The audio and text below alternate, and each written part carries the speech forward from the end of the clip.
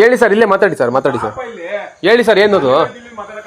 ಇಲ್ಲ ಹೇಳಿ ಸರ್, ಇಲ್ಲೇ ಮಾತಾಡ್ತೀನಿ ಹೇಳಿ ಸರ್. ಇಲ್ಲ ನಾನು ಮಾತಾಡಲ್ಲ, ಇಲ್ಲೇ ಹೇಳಿ ಏನ್ ನೋಟಿಸ್ ಅಂತ ಹೇಳಿ ಸರ್. ನಮ್ಗೆ ನೋಟಿಸ್ ಹೇಳಿ ಸರ್. ಈಗ ನೀವು ಬಂದ್ಬಿಟ್ಟು ಏಕಾಏಕಿ 20-30 ಜನ ಬಂದ್ಬಿಟ್ರೆ ನಾನು ಯಾವ ಧೈರ್ಯದ ಮೇಲೆ ಬರ್ಲಿ ಹೇಳ್ರಿ ನಿಮ್ಗೆ? ಹಾ ಸರ್ ನೋಟಿಸ್ ಕೊಡಿ ಸರ್ ನನ್ಗೆ, ಏನಕ್ಕೆ ಅಂತ ನೋಟಿಸ್ ಕೊಡಿ ಸರ್. ಸರ್ ನೋಟಿಸ್ ಕೊಡಿ ಸರ್, ನೋಟಿಸ್ ಕೊಡಿ ನಮ್ಗೆ ಬರಲ್ಲ ಸರ್.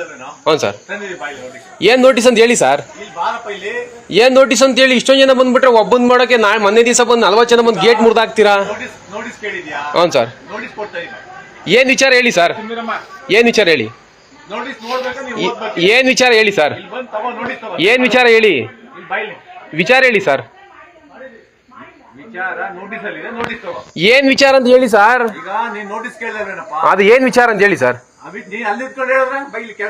ಹೇಳಿ ಸರ್ ಏನ್ ವಿಚಾರ ಅಂತ ಓದಿ ಹೇಳಿ ಸರ್. ಹೋಗ್ಲಿ ನಾವು ಫಸ್ಟ್ ಬರ್ತೀನಿ. ನನಗೆ ಭಯ ಐತೆ ಸರ್, ನಿಮ್ ಕಂಡ್ರೆ ನಮ್ಗೆ ಭಯ ಐತೆ, ಪೊಲೀಸರ್ ಕಂಡ್ರೆ ನಮ್ಗೆ ಭಯ ಐತೆ.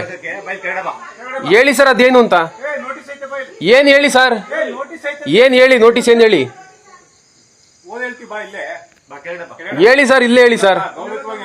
ನಾವು ಗೌರವವಾಗಿ ಕೇಳ್ತೇವೆ ಸರ್, ಏಕಾಏಕಿ ಬರೋದಲ್ಲ ಸರ್. ಹೇಳಿ ಸರ್ ಏನು ಅಂತ ಹೇಳಿ ಸರ್. ಆಯ್ತು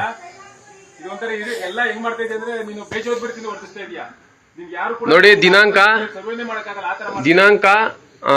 ಇವತ್ತು ಬುಧವಾರ, ದಿನಾಂಕ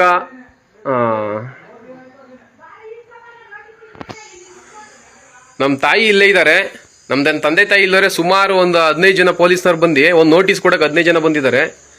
ಇವತ್ತು ನಾಗಮಂಗಲ ಕೋರ್ಟ್ಗೆ ನಾನು ಹಾಜರಾಗಿ ಬಂದಿರ್ತೀನಿ.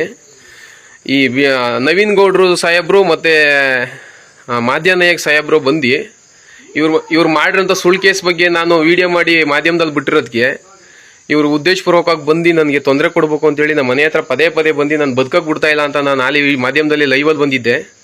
ಈಗಲೂ ಸಹ ಬಂದವ್ರೆ, ಯಾವುದೇ ಇಲ್ಲ ಇದು ಏನೇ ಯಾವುದೇ ವಿಚಾರಣೆ ಇಲ್ಲದೆ ಸುಮ್ಮನೆ 4 ಜಿಪ್ 5 ಜಿಪ್ಪಲ್ಲಿ ಬಂದು ನನ್ನ ಮಾನ ಮರ್ಯಾದೆ ಕಳೀತವ್ರೆ. ದಯವಿಟ್ಟು ನನಗೆ ರಕ್ಷಣೆ ಕೊಡಬೇಕು, ಇಲ್ಲ ಅಂದರೆ ಮುಂದಿನ ದಿನಗಳಲ್ಲಿ ನನ್ನ ಪ್ರಾಣಕ್ಕೆ ನನ್ನ ಸಾವಿಗೆ ಇವರೇ ಕಾರಣರಾಗ್ತಾರೆ.